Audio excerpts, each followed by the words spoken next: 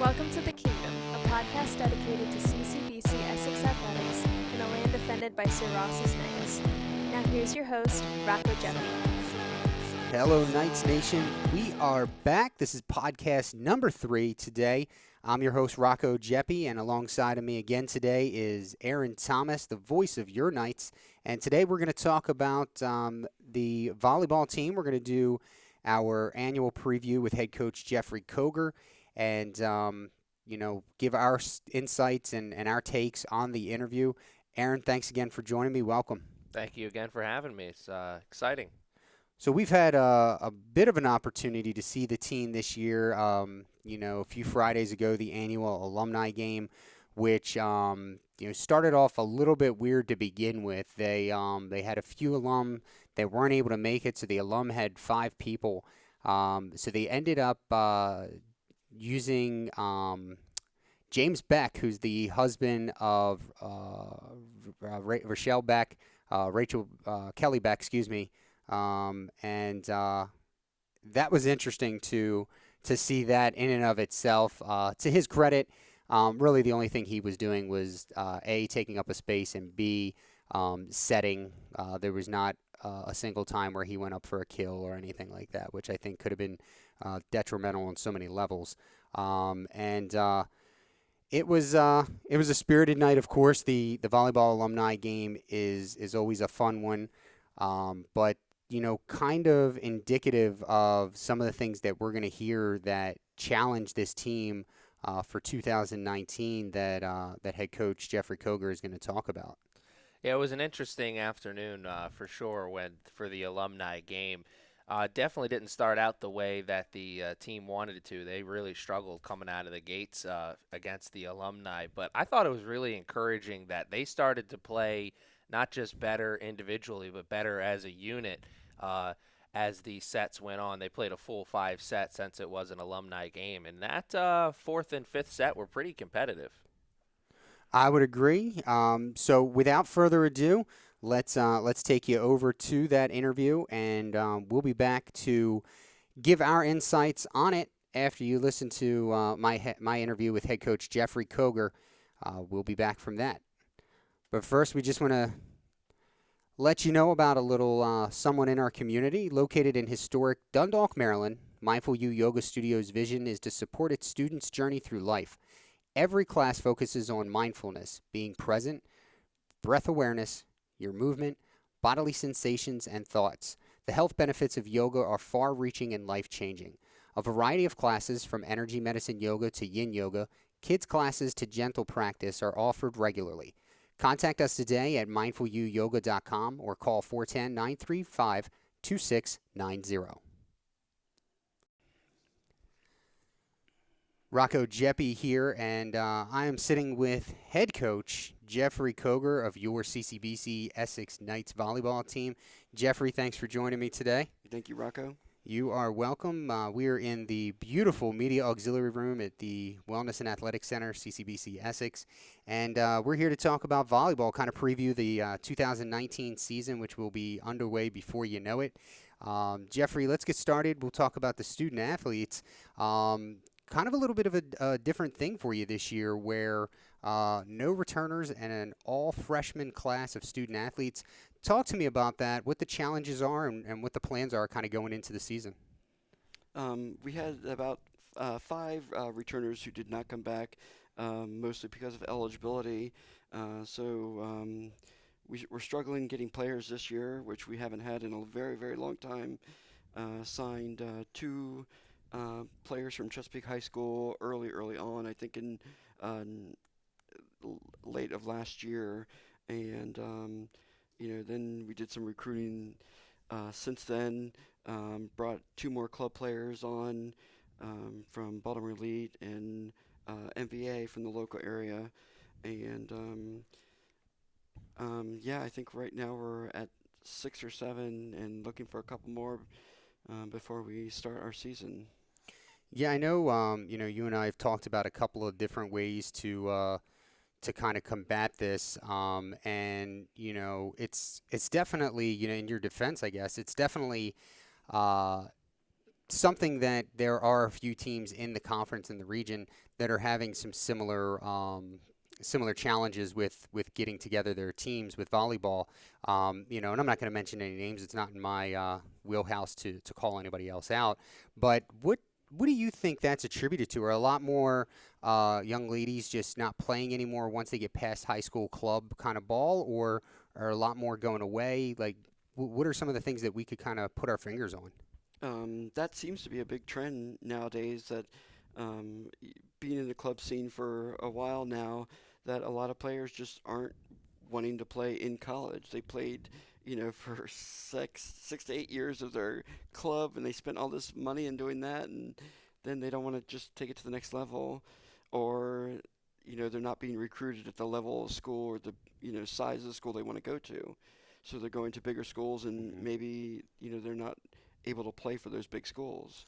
You guys definitely have a task in front of you, but with the group of coaches that you have and yourself have been here for so long, it's something I think you guys can overcome, and maybe it might not be overcome in the sense that you would ultimately hope or dream that it would be vis-a-vis regional championships or something like that, but to be able to field a team for so many years in a sport that has been challenging enough to recruit and get people and keep people interested, you have to feel good about that, and you have to feel good about the coaches that you have coming back this year. Let's talk about your returning coaches who are also former student athletes of yours, and what you expect and what you think you'll get out of them this year. Yes, Carrie Schuler played. I coached her her freshman year, my first year head coach here. And I believe this is going to be her 7th season with us. And Taylor Franks, who we brought on last year, she did amazing statistically here, and first team, both her freshman and sophomore year. And it's awesome working with them and having them still part of the CCBC family and my life personally. That's awesome, and it's got to be good to have not only to have quality assistant coaches, but assistant coaches that you can depend on. And I know that you have that with Carrie and Taylor. I was just talking about Taylor at the alumni game the other night, and I was talking with one of the interns that was here working for the first night, and I don't remember Carrie playing because I wasn't a part of the program at that point, but when Taylor played, I swear every time somebody set her the ball, I just went, uh-oh. She had such a strike. It was just unbelievable. Yeah, when she, through her 2 years playing here, she had 100+ more kills than anybody else in second place to her in our MD JUCO in Region 20. Definitely somebody that you want your hitters, patterning themselves after. And, hopefully they learn a lot this year. And, hopefully what comes out of this is that, these young ladies, even though they are, young, they'll learn enough this year to where next year you can hopefully retain a good amount of them, get some of your 2018 freshmen back as sophomores, and really start to build something. Let's talk about the schedule. Now, we got a couple of things on here. The season opener is Wednesday, August 28th. You're going to be at Chesapeake.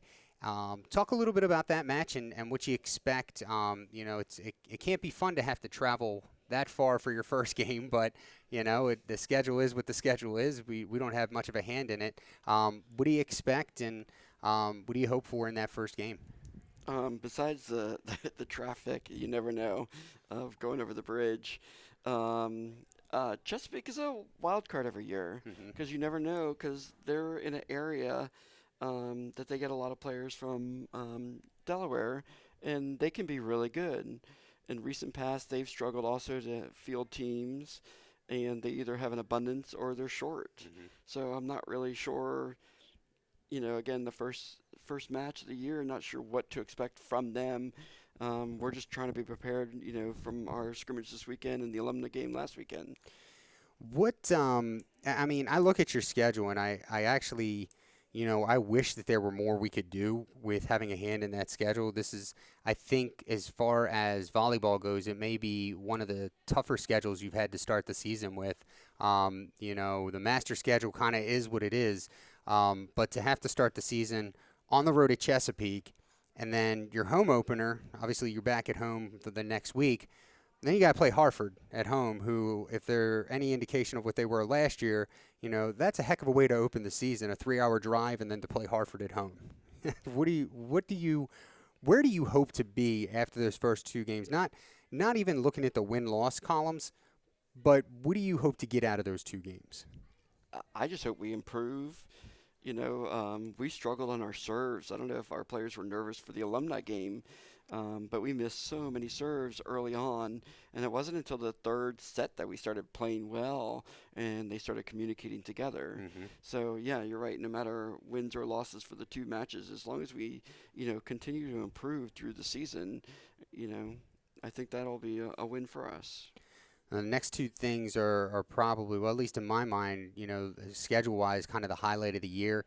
You have your trip to Cleveland right after those two games, and it's always fun. And I really, I think, we're thankful to work for an athletics program that we're able to send the teams on a trip, each one of our teams, and whether it be an overnight or a couple of days or what have you, it really adds to the experience for the student athletes. Not everybody's going to move on to 4 years and stuff like that. So tell me what you're looking forward to on the Cleveland trip, and if you have any plans yet that of what you guys are going to do when you're there not playing volleyball. Between the two coaches or the three of us, we always have a good time. We make sure the players have a really good time when we go away to these trips. I believe it's near the water, so I think we're going to try to make a trip there. Most of our trips are near water, so we always try to go and, at least see it if it's in the later in the season when it's a little cooler. Oh, yeah. But I think we have some couple restaurants in mind. We'll have to see, what the girls want to do when we get there. Any plans to hit the Rock and Roll Hall of Fame, or are you guys afraid that the girls will have no idea who those people are?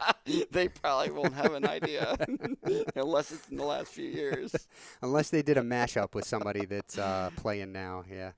I think one of the things that is traditional with the volleyball team, and records get thrown out the window sometimes, and it's really a testament to you and your staff, is that you could come into this gym at the end of a season, say mid-October, and you could look at the court and you could look at our student athletes, and you would have no clue, based on their body language, how they carry each other, how they speak to their coaches, if they are 22-5 or if they are 11-37. You would have no clue.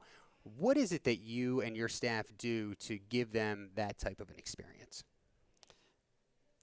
We have a good system. I mean, my coaching staff, has been through, what has become our system type of thing. They've been around it. They, knew it when they played it.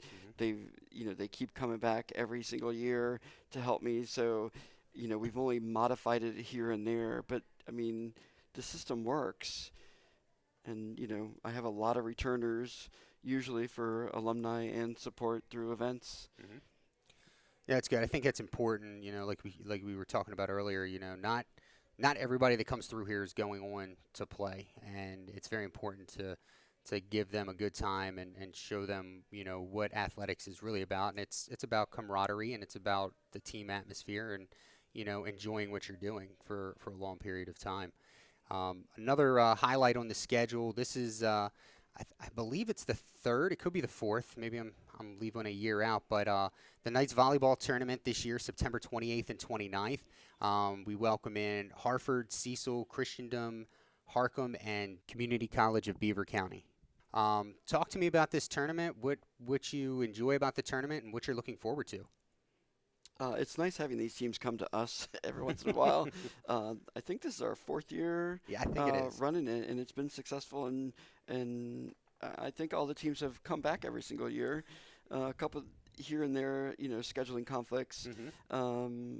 But, yeah, I mean, everybody has a good time. We put on a great tournament.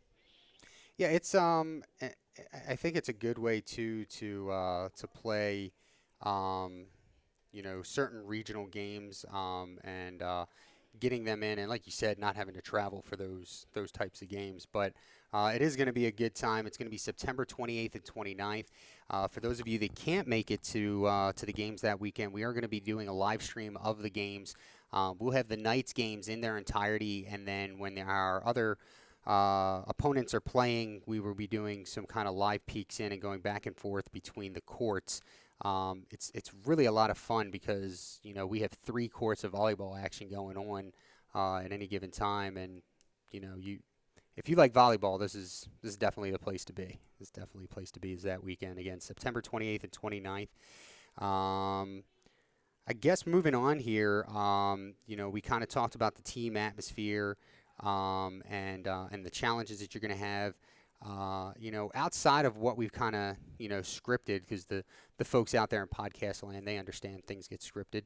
What do you want to talk about with this team, and what you want everybody out there to know? We're really, really young. I think we're all freshmen. So we have probably some growing pains to go through early on. But everybody gets along great. It's going to be a fun year. But I'm sure we will struggle early on, and we'll see where that takes us through the mid of our season in the end. All right. Well, there you are, folks. Head coach Jeffrey Koger. And Jeffrey, thank you very much for joining me. It's always a pleasure to talk the season preview with you. And, I wish you guys success and a lot of fun this year. And we'll be talking again later on this season. Thank you, Rocco. You got it. All right, we're going to go back to the podcast again. That was head coach Jeffrey Koger of your CCBC Essex volleyball team.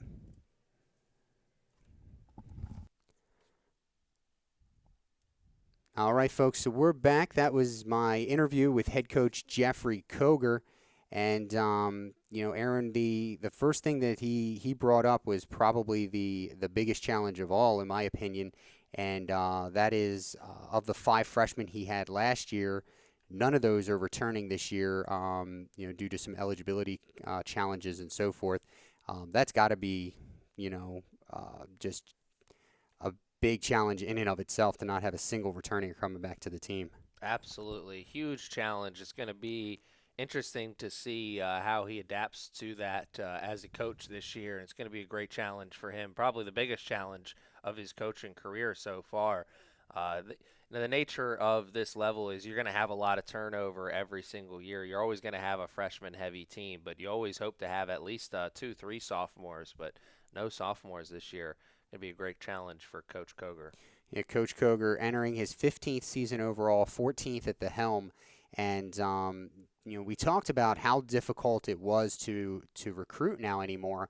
And, one of the things that I've read or learned through conversation and observation is that a lot of these young girls are getting burned out in the club scene. They're playing so much club ball that by the time they graduate high school, they just don't want to do it anymore, and it makes recruiting very, very difficult.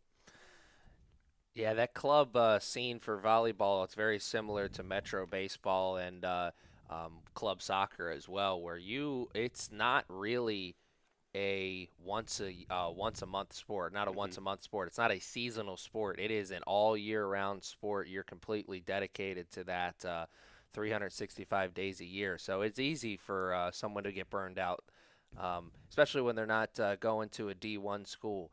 I think if they had D1 offers, they wouldn't be so easily burned out because that's a much better opportunity.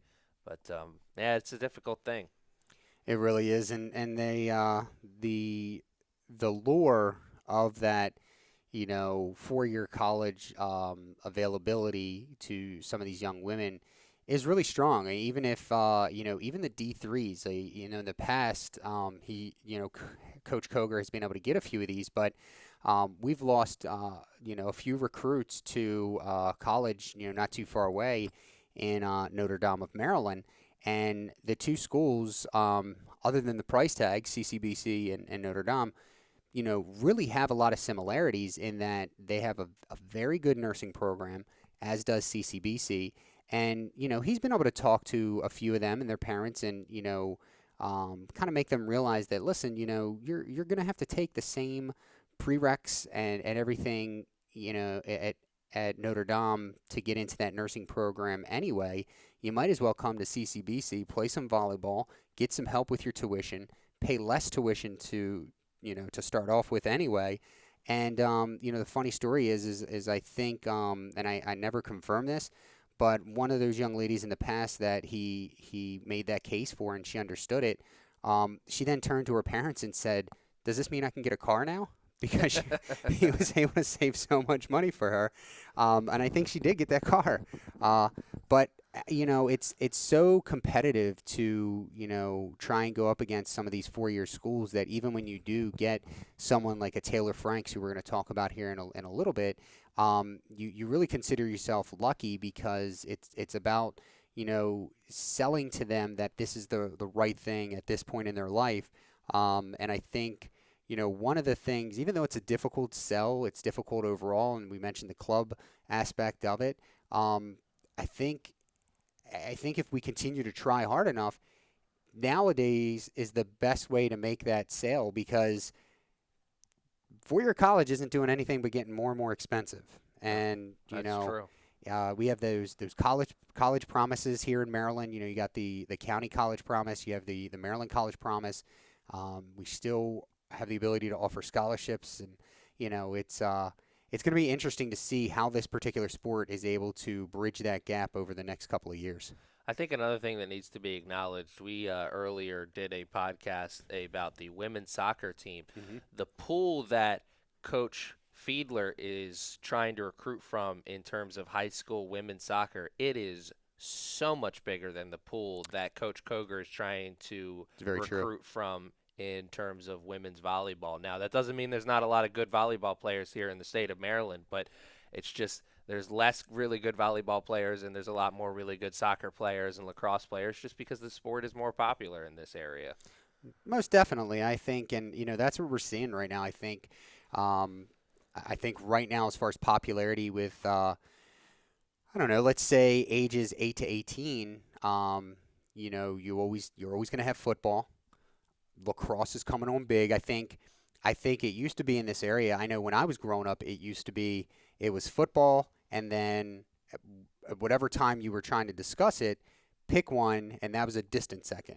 Now I think it's football. Lacrosse is right there. You have basketball, which is still, big on the AAU scene at least, or whatever they're calling it nowadays. I know they're not calling it AAU anymore. Baseball is starting to kind of fall off. And soccer is still there. Soccer is probably neck and neck with lacrosse as far as overall popularity and numbers. But we could sit here. I could probably name, 3 other sports before you get to volleyball. Absolutely.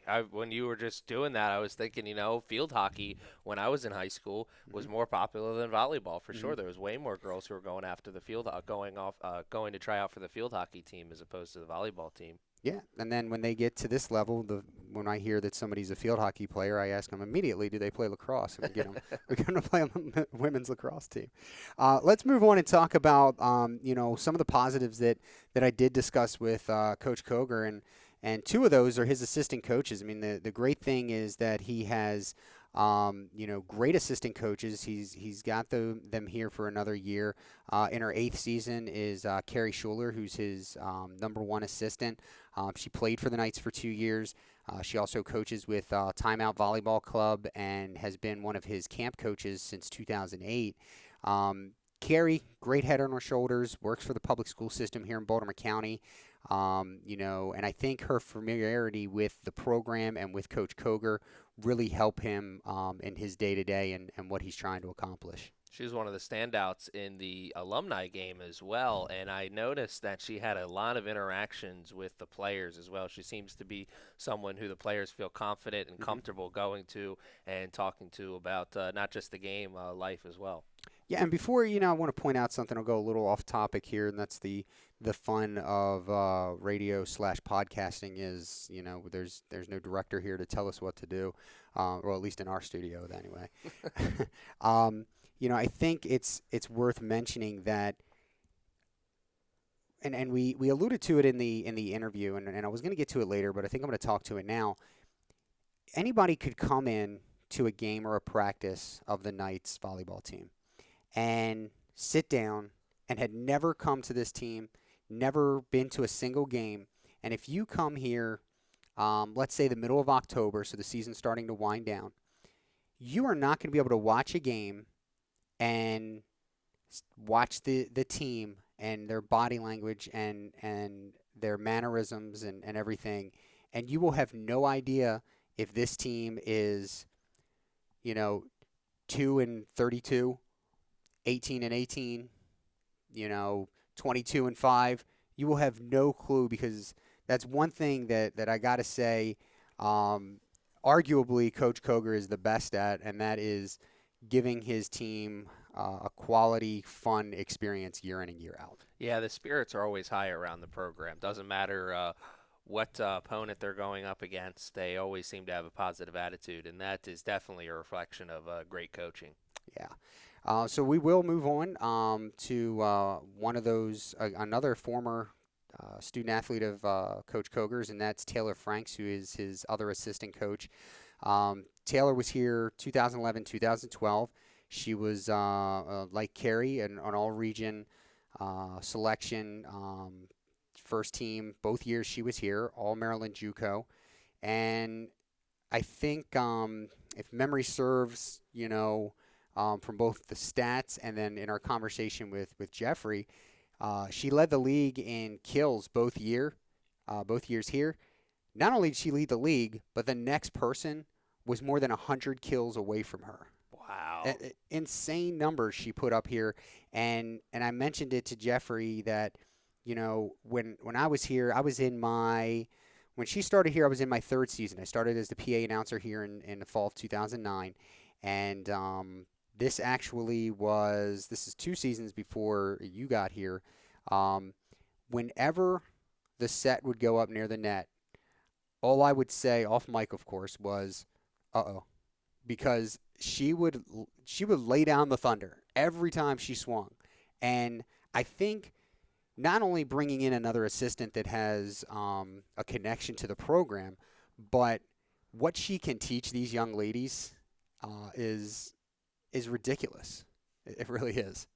Yeah, it's that stat line you just gave out speaks volumes there, and it'll be interesting to see how the players react to her coaching and see if they're able to pick up, because those kills like that, I mean, you can coach that, but a lot of that is timing and just knowing how to time your jump and when to throw the hands up and whatnot. That's a skill, and you either have it or you don't. Now, you can coach at it, but it's going to be difficult, and it'll be interesting to see how they react to that. Yeah, one of the things I'm going to be curious to see for next season is one of those returners that is taking a red shirt this year to work on some stuff is Annette Thrapis. And Annette was already a pretty good hitter.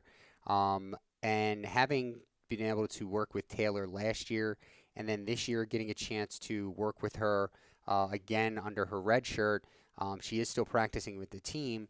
I'm going to be very curious to see how that turns out for her next year.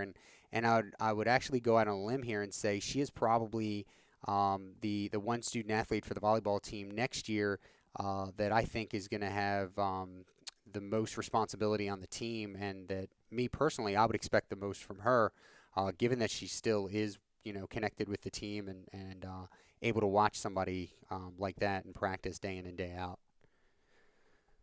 So that is the coaching staff for the Knights.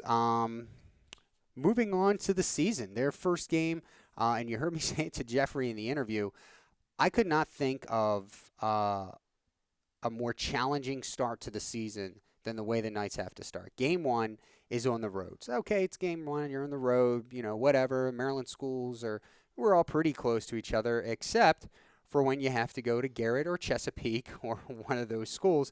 And it just so happens the Knights' first game is at Chesapeake, not only dealing with the Bay Bridge traffic, which is always fun in and of itself, but dealing with the Bay Bridge traffic and its detours with all the work that's going on and stuff like that.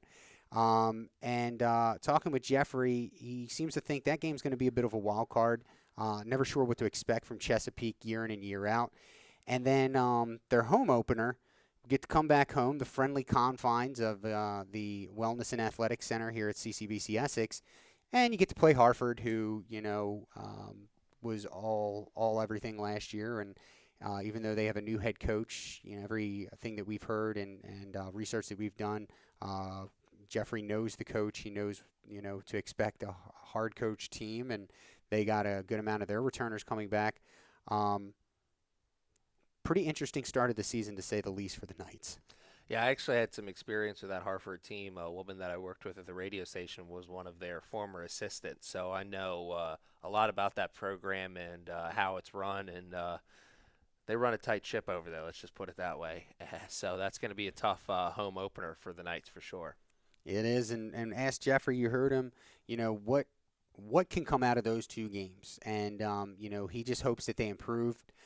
He said that they do, want to work on their serving in that alumni game. He was not happy with their serving. Around game 3 or 4, it started to turn a little bit, and they were getting more of the serves in and keep holding serve for a little bit longer. But he just wants to see improvement, and hopefully he gets that, because it's at Chesapeake, home against Hartford. Those games are on the 28th of August and the 4th of September, respectively. And then 2 days after the season opener, they head to Cleveland. They're going to play in the Lee McBride Memorial Tournament at Lakeland Community College. This is, we've talked about it in the past, and I'll say it again, we are extremely happy, fortunate, and really proud of the fact that each one of our teams, we are able to send them on a trip, because, this is college sports. This is not an extension of high school. This is not a JV program of NCAA. This is college sports, and to be able to send your teams to travel and give them just another experience of the college atmosphere is something that we really pride ourselves on in all 3 of our athletic departments here, Catonsville and Dundalk as well. And so they're going to go to Cleveland. They're going to play for 2 days.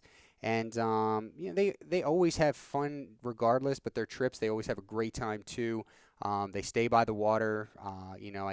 I jokingly asked Coach if they would go to the Rock and Roll Hall of Fame, but unfortunately, our student athletes probably don't know any of those enshrined. No, give it another 5 or 10 years. They'll start letting Britney Spears in, then they'll want to go. Oh, my. But it'll be interesting to see how the team is once they come back from that, because I think the importance of that trip is less about, obviously you'll want to win every single game, but the importance of that trip is less about the wins and losses and more about the team bonding that goes on during that trip, because the players are going to be around each other for the entire trip. So that's a great opportunity for you to kind of find out what kind of team you have and if they get along or not. I would have to agree with that. After that trip, they come back home. They'll have 2 home games versus Montgomery and then Allegheny. Then they're on the road for Anne Arundel Community College. And then one of the more, this is another day where, of course, we spent probably 24 hours here. The opening soccer mixer for the weekend on the 24th and 25th. This will be another day where it's going to be 2-day, 6+ hour day, and that's the 2019 Knights Volleyball Tournament, where we're going to welcome in Christendom College, a Division III NCAA school, Cecil College, Harcum College. I feel like we see a lot of Harcum this year. We just saw them for soccer. We're going to bring them back down. College out of Philadelphia. Hartford's going to be on site, and the other CCBC, Community College of Beaver County, will be here as well. It's a 2-day, 6-team tournament. Last year, won by Harcum.